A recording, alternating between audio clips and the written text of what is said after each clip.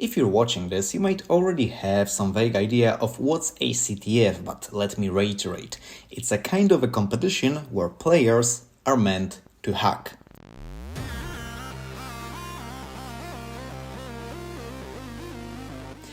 Example competitions are Pico CTF, ECSC, and Google CTF, all varying with things like difficulty level, being held remotely or on-site, competing in teams or individually, or competing in Jeopardy or attack defense categories.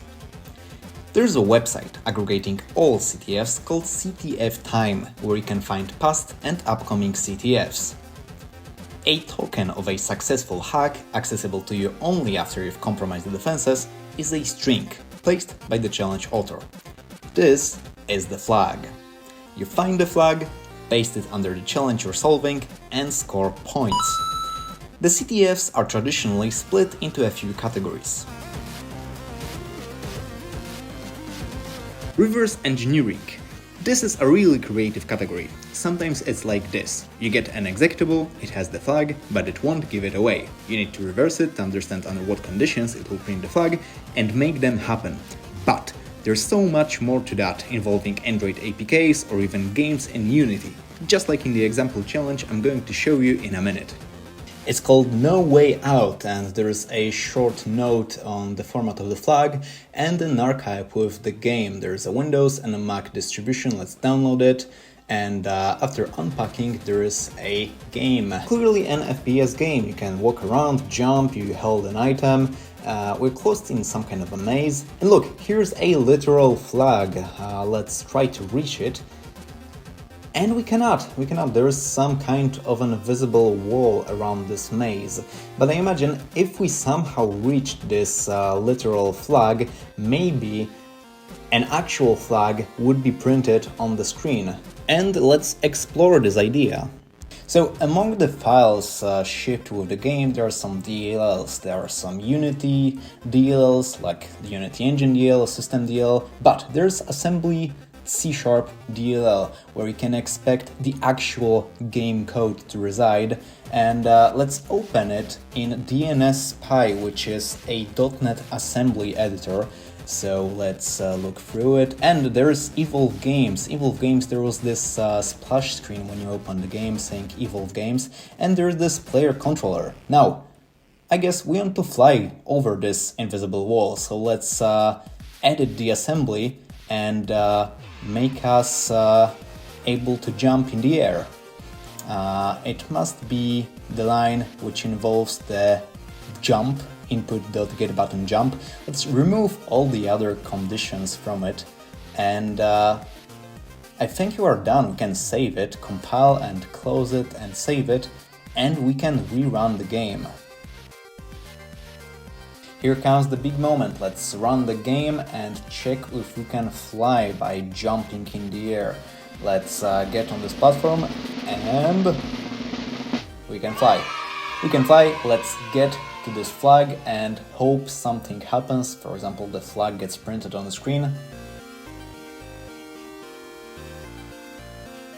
And it's there. Welcome to Unity. Nice. Now, as I mentioned, the flag needs to be placed under the challenge on the website to actually score the points. Submit flag, and we've got the points.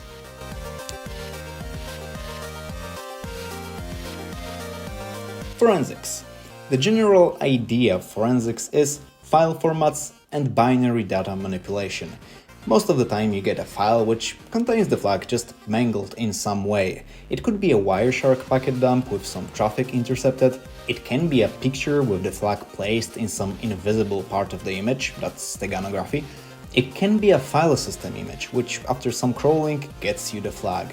Some people hate this category because a bad forensics challenge involves a lot of guessing, but that's just a bad challenge. There are excellent forensic challenges, and the one I recommend to do is Unforgotten Bits on Pico CTF. In this challenge, you get a system image of some rogue person's computer, and you, as I imagine, act as an investigator, like a police forensic, trying to puzzle up all the pieces of information this person has left on the device, like the browser history, terminal history, IRC chat history, and all the other things. Great challenge. But here I'll focus on a much shorter example just for brevity. The challenge is called It Is My Birthday. I sent out 2 invitations to all my friends for my birthday. I'll know if they get stolen because the 2 invites look similar and they even have the same MD5 hash, but they are slightly different. You wouldn't believe how long it took me to find a collision. And on the website, see if you are invited to my party, and we can select a file, 2 of the files, and upload them. So let's make a drawing just to make sure we are on the same page. There are 2 files, there's file 1 and file 2, and their content is different. It can be ABC123 for file 1 and blah blah for file 2. Now, the challenge is asking for a weird situation. Their MD5 hashes are identical for different contents. Instead of pretending I knew the answer for this question before this challenge, I will just read this Stack Overflow question. Can 2 different strings generate the same MD5 hash code? And the answer is, for a set of even billions of assets, the chances of random collisions are negligibly small, nothing that you should worry about. Considering the birthday paradox, given a set of 2 to the power of 64 assets, the probability of a single MD5 collision within this set is 50%. At this scale, you'd probably beat Google in terms of storage capacity. However, because the MD5 hash function has been broken, it's vulnerable to collision attack. Any determined attacker can produce 2 colliding assets in a matter of seconds worth of CPU power. So if you want to use MD5, make sure that such an attacker would not compromise the security of your application. And when we scroll down, we have an actual example of 2 such strings. Those are hex encoded bytes, and I already pasted them to the terminal. They don't really differ much. There is a subtle difference in the middle line, so I echo them without new line character to XXD and save them to call2 and call1 PDF. So let's call it and get back to It Is My Birthday webpage. I already have them selected. Let's upload them. And it worked, we have the flag. It's Pico CTF, congrats, you are invited. And besides that, we've got the source code of this website. Here it checks for the MD5 hashes, if it's correct, if it's the same. And up above you can see it doesn't really check if it's a real PDF. Now let's copy this flag and finally score the points. Points scored. Now, a repository I discovered during researching this topic is Korkami/collisions, and it covers practical applications for MD5 hash collision. You can see here JPEG, PNG. The goal is to explore extensively existing attacks and show on the way how weak MD5 is. Definitely worth checking out and expanding on the knowledge of collision attacks.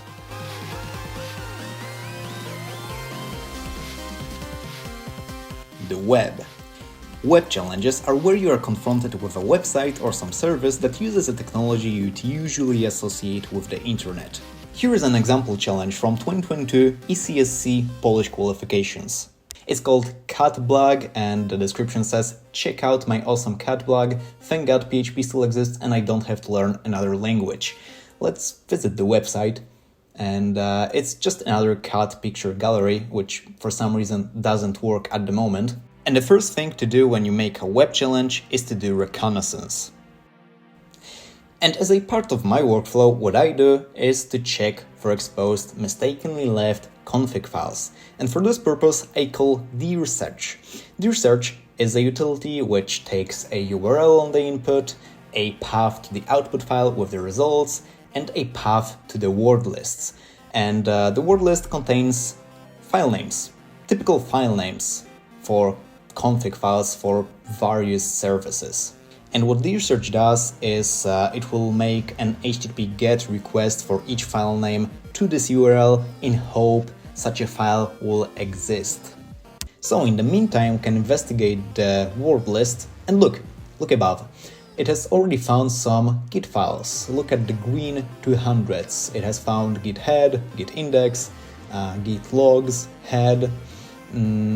Let's find them back in the word list. Now, what else I usually do in the reconnaissance phase is I call wget recursively to get some sources of the website, but as it's irrelevant in the context of this particular challenge, let's skip it and get to the next part, which is dumping the Git repository. Okay, we know there's a Git repository under this URL. We can confirm this by adding git head to the URL and visiting it in a web browser. But we can't just use the Git CLI to clone it. We need a specialized tool, and Scrabble comes to the rescue. It takes only a single argument, being the URL where it expects the Git files. So let's call it. And once it's done, we have a Git repository with all the files. Let's confirm this by calling git status. Yep, it's there. And there's a commit author and all the metadata with this single commit. Let's see the PHP file. So the main PHP file of the cat gallery. Let's scroll down, and there is an SQLite database being opened. I'd give away that there might be an SQL injection vulnerability in this challenge. Then going next, there's an SQL query, and based on the results of this query, there's a while loop which goes through each item, and for each item it displays an image. Then going next, it checks for visit source argument being present in the GET request, and it passes it directly without any sanitization to another SQL query. And this brings us to the last phase, which is the exploit. Let's open Burp Suite. It's a pen testing tool, and I'll use it to capture the HTTP request being sent to the cat flag and edit the visit source parameter in the middle just before passing it further to the cat flag. I'm opening Burp Suite's integrated web browser, and inside of it, I'm visiting the target site. Here you can see HTTP requests and responses. And now let's enable intercepting and refresh the site to make an HTTP request I will be editing. And now we're set up for tampering with the request. Back to the sources. I'll repeat myself, but this is crucial. This piece of code checks for visit source parameter being present in the request. It assigns it to a variable called visitRef, and then it's passed without any sanitization down to the query below. It's a kind of a guest book. It inserts the current date and the thing under visitRef variable, which is the very thing which we are in control of. In Burp Suite, I'm adding a visit source parameter. The value is my SQL injection. XXX, close the brackets, end of statement. The rest will be the payload. And brace yourselves, because I'll now show you the greatest thing since sliced bread. Go and visit Payloads All the Things repository. It's an impressively wide cheat sheet for hackers spanning across multiple domains. What I need is an SQLite PHP remote command execution query. It instructs SQLite to create a new database, save it with a PHP extension, and inside of it create a table called pawn. Then it inserts into pawn a text value which is a PHP code, and not just any PHP code, it's a PHP code which calls an external process. What process? You can specify it with cmd parameter in a GET request. Simple and brutal. So I paste this payload back into Burp Suite.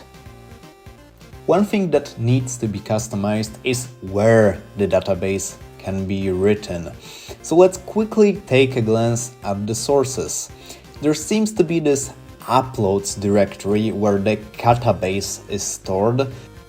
I'll try to write our php/database file over there.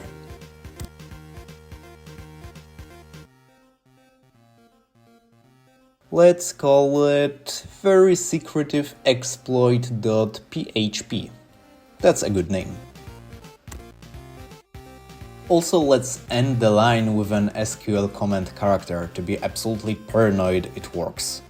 And we're ready to catapult the exploit at the cat flag. I click forward to send a modified request, and there's no clear indication it did work, but I will check this in a moment. In the meantime, we can forward the rest of the requests and check if under uploads/verysecretiveexploit.php we can find our exploit. As I mentioned, the exploit expects the cmd parameter present in the GET request to execute the command. So let's add it in Burp Suite.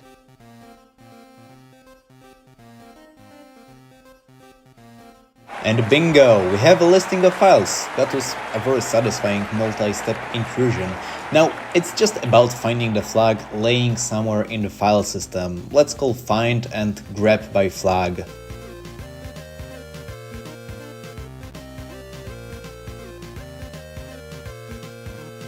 And it's there. Now let's cut it.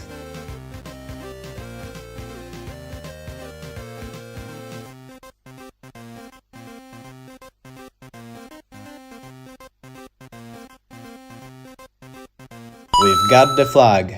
Great job, said me to myself. That was a lot. Here's a few moments to decompress. Take a few breaths.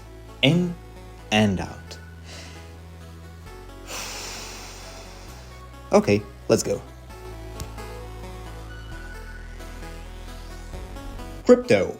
This category shares some characteristics with other categories. It's like forensics in that you need to know file formats and protocols.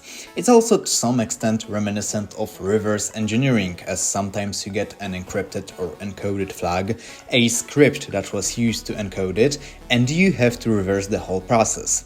The secret sauce it adds on its own is a scary name, knowledge of encoding and encrypting systems with their weaknesses and known attacks, and the general notion that mathematics is involved, so it must be hard. And contrary to this notion, here is a fun challenge from Polish qualifications to ECSC 2018.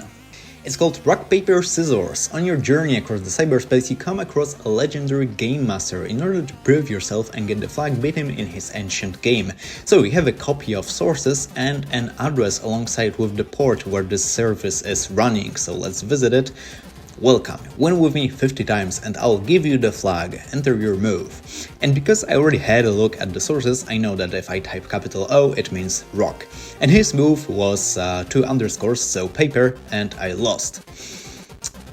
The point of this challenge is to win 50 times in rock, paper, scissors. Then we'll have the flag printed on the screen.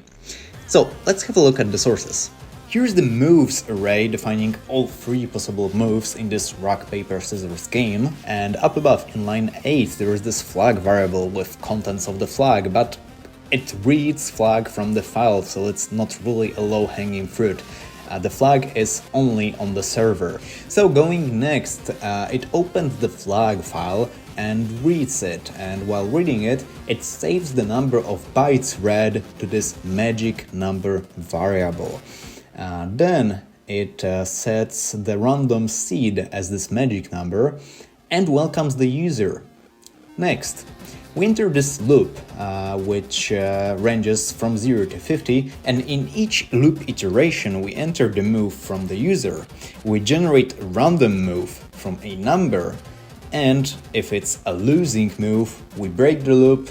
Otherwise, we continue for the rest of those 50 iterations. And if we did win, then there is this one last challenge. I'll get you this time. I'm guessing a number between 0 and a million. Which one is it? And it really generates a number 1 in a million and compares it with the user input. So at first sight, the challenge is unsolvable. Even if I won the 50-move rock, paper, scissors game, there is still this literal 1 in a million chance of guessing a random number. Absolute madness, I'll never get the flag. But why is the challenge labeled as crypto anyway? That's because the solution to it is a random number generator, abbreviated RNG, attack, which falls into a category of cryptography. And the solution is we will guess the seed on the server. I want to go over each use of something from the random module in the script. First, it's imported, then a seed is being set. The seed is based on a number of bytes read from the flag, and crucially, it's masked by 0xFFFF. Let's briefly see its decimal value. It's 65,000, so 2 to the power of 16. It all means that the seed is definitely a value between 0 and 65k. That's a good start. Then we know a random integer between 0 and 2 is generated on each loop iteration, and one additional integer is generated in the end, that 1 in a million number. This means that the whole process of generating random numbers is 100% reproducible on our computers, assuming we have the same seed that is on the server. The first step of guessing server seed is to dump the first 8, and this number is arbitrary, winning moves by trial and error. Each move has a number assigned from 0 to 2. Play with the server using netcut and save winning numbers. The second stage. Make a loop from 0 to 65535, which is the 0xFFFF from the source code, and in each iteration generate the first 8 numbers. The third and last stage is to simply compare the 8 numbers you've got from the server to the 8 numbers from each iteration. When the numbers match, you've got the seed that is on the server. Now use it to generate winning moves for all 50 moves and the 1 in a million number. Keep in mind that the random number generator has changed between Python versions. Make sure your guessing script runs Python 2, because that's what on the server. That will save you a lot of headache. I hardcoded the winning moves in the script and it generated a matching seed. It's 30,391. Here's a quick glance at how an implementation of these steps might look like. The insides of the script are pretty dirty, but nevertheless work. The rest of this challenge is just using the seed to generate a sequence of 50 winning moves and a 1 in a million number, then prompting it all to the server, so I will skip this, leaving it as an exercise for the viewer. Nevertheless, I declare the flag is captured.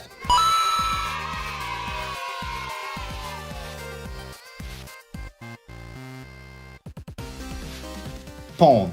The most classical of all categories with a long dating history. Well, if you don't count Bletchley Park and cracking Enigma as crypto. Anyway, to cite Wikipedia, the earliest documented hostile exploitation of a buffer overflow was in 1988. It was one of several exploits used by the Morris worm to propagate itself over the internet. The program exploited was a service on Unix called Finger. Sounds like a cool story. In Pawn, most of the times it's like this. You get a binary and or a web address where given binary is running. You need to pass such an input that will cause the program to run in an unintended way, that is, print the flag. And nothing will say more about Pawn than a classical buffer overflow challenge, so let's jump to buffer overflow 1 on Pico CTF.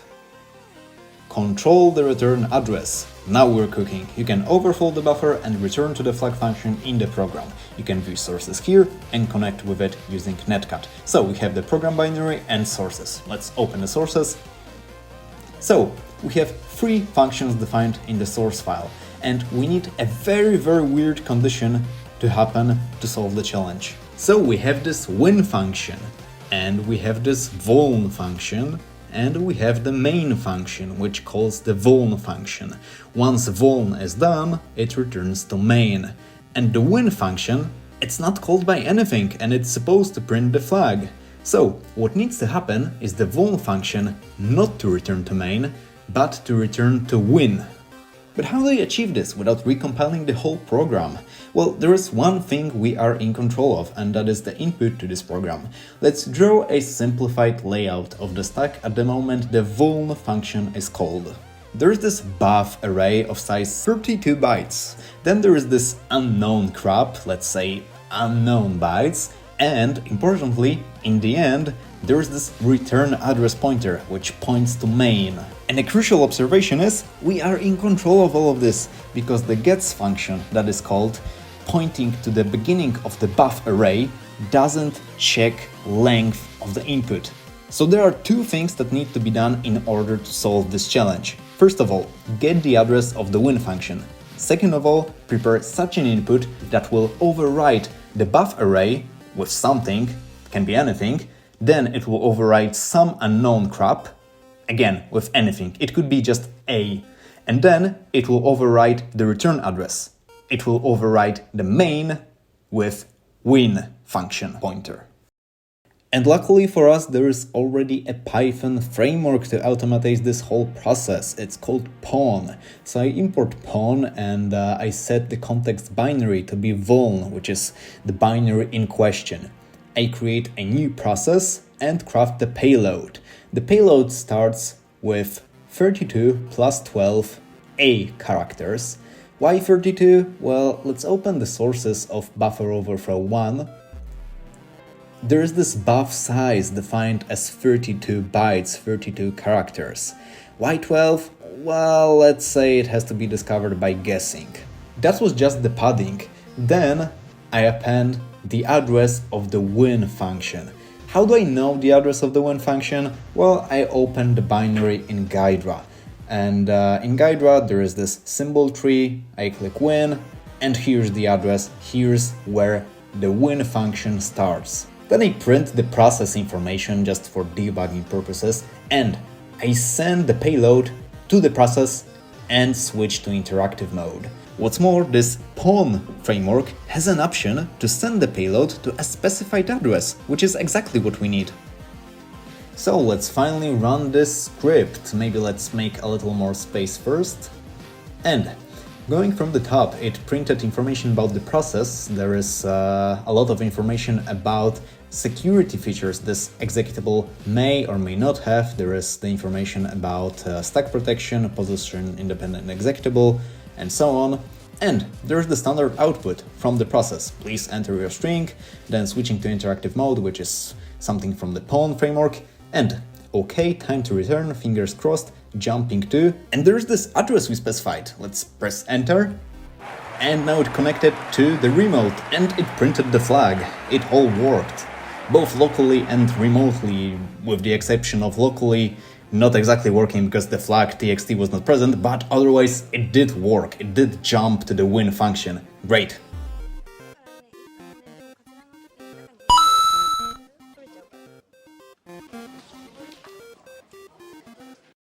Miscellaneous/general. It's everything that won't fit in the categories before. Really, can be everything. So here is a challenge called permissions. Can you read files in the root file? Additional details will be available after launching your challenge instance, which means there will be our personal VM just for the sake of solving this challenge. And look at the tags. This challenge is labeled with vim. That is a big hint. Now let's connect to this VM using our SSH account, and we're in. We can look around the file system, we can check what's in the home directory, what's in the root of the file system. Now, because the description says, can you read files in the root file? Can we ls root? No, we cannot. Permission denied. So let's check what we can run with sudo. And it says user pico player maybe run the following commands on challenge vi. So vim is allowed to be run as sudo. If we run sudo ls, it says sorry, user pico player is not allowed to execute ls as root on challenge. So our only option is vim. And if you are a vim user, you know about this super great functionality of vim, which is calling external commands. So we can do !ls or !bin bash to get to the shell with root privileges, because if we run vim as root, we can run bash as root inside of vim, and we have the flag.